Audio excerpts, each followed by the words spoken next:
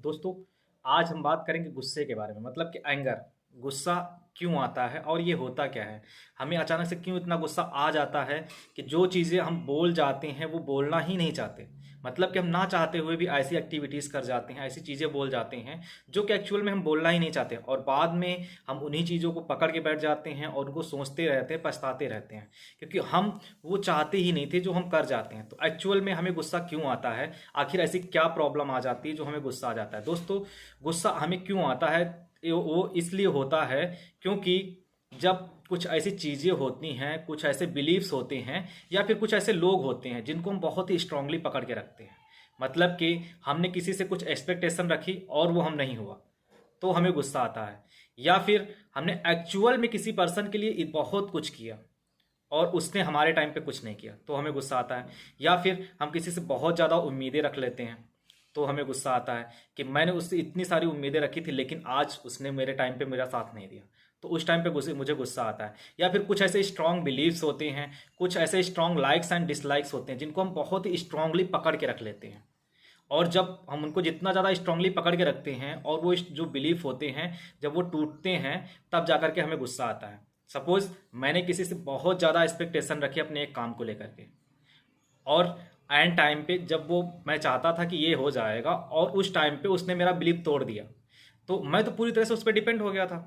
अब जब मैं उस पर पूरी तरह से डिपेंड हो चुका हूँ और मेरा बिलीफ टूटेगा, तो कॉमन बात है मुझे गुस्सा आएगा, और उस टाइम पे मैं कुछ ऐसे वर्ड्स बोल जाऊंगा, कुछ ऐसी चीज़ें बोल एक्टिविटीज़ हो जाएंगी, कुछ ऐसी हरकतें हो जाएंगी कि जिसके लेकर के मैं बाद में सोचता रहूंगा और मैं पछताता रहूंगा कि एक्चुअल में मैंने ऐसा किया क्यों। तो दोस्तों, गुस्से का जो मेन रीज़न होता है वो यही होता है, जब हम किसी से बहुत ज़्यादा एक्सपेक्टेशन रखते हैं, जब किसी चीज़ को बहुत अच्छे से पकड़ के रखते हैं, क्योंकि हम किसी भी चीज़ को जितना ज़्यादा स्ट्रांगली पकड़ के रखेंगे उतना ज़्यादा हमें प्रॉब्लम होगी जब वो टूटेगा।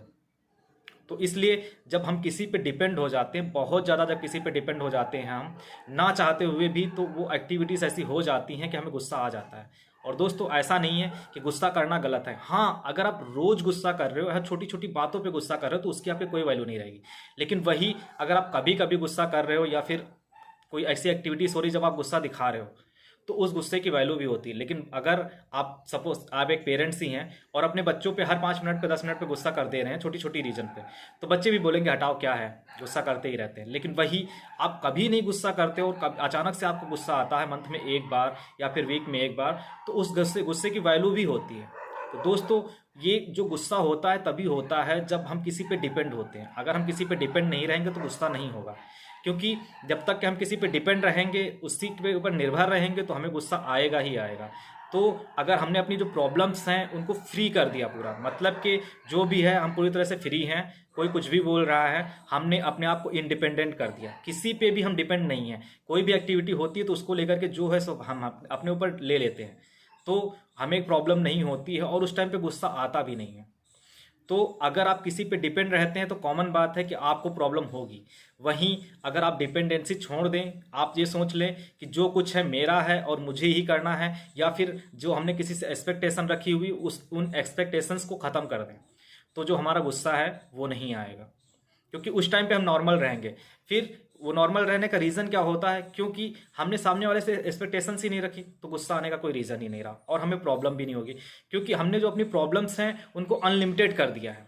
कितनी भी आ जाए मैं रेडी हूँ, तो गुस्सा हमें नहीं आएगा, क्योंकि हम पूरी तरह से फ्री हो चुके हैं। अब हमने अपने माइंड को पूरी तरह से फ्री कर दिया है, क्योंकि गुस्सा जो है वो आने का पर्पज़ ही नहीं रहा, हमने अपने आप को पूरी तरह से फ्री कर लिया है। तो दोस्तों, गुस्सा आने का जो मेन रीज़न होता है वो यही होता है कि जब हम किसी पे बहुत ज़्यादा बिलीव कर लेते हैं, डिसलाइक लाइक्स के पीछे पड़ जाते हैं, तो गुस्सा हमें आता है। वहीं अगर हम अपने आप को फ्री कर देते हैं, प्रॉब्लम्स को अनलिमिटेड कर देते हैं, कितनी भी प्रॉब्लम्स आए कि हाँ मैं रेडी हूँ और मुझे ही करना है जो करना है, तो हमें गुस्सा नहीं आएगा। अब अगर आप गुस्से को अपने कंट्रोल करना चाहते हैं, आप चाहते हैं कि मुझे गुस्सा ना करना पड़े, तो उसके लिए दोस्तों आपको दूसरे पे डिपेंड रहना छोड़ना पड़ेगा। अगर आप दूसरे पे डिपेंड रहेंगे तो आपको गुस्सा आएगा, क्योंकि जब आप एक्सपेक्टेशन रखेंगे और वो पूरी नहीं होगी, तो कॉमन बात है आपको गुस्सा आएगा ही आएगा।